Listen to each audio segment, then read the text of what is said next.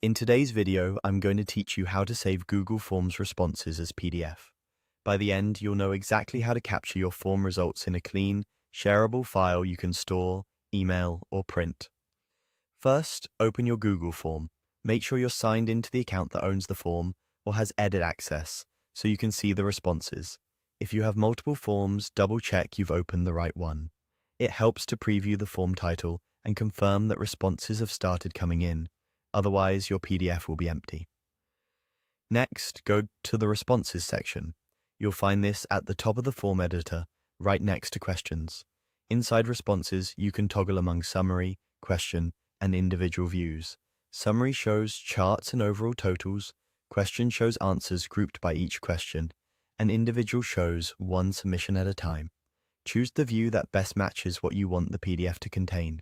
For example, pick Summary if you want charts and quick totals, or Individual if you need a single respondent's answers on its own page.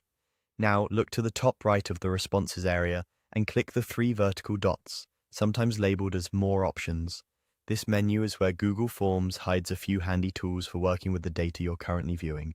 From that menu, click Print. This opens your browser's print preview window with the exact view you selected.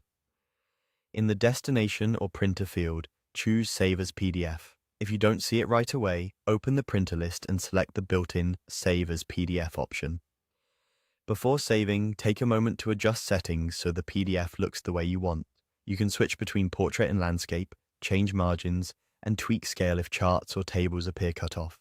Turning on background graphics can help preserve colors in charts, making them easier to read. If you're saving an individual response, confirm you're on the correct submission before you print. When everything looks good in the preview, click Save, pick a folder on your computer or cloud drive, name the file clearly, and confirm. That's the whole process.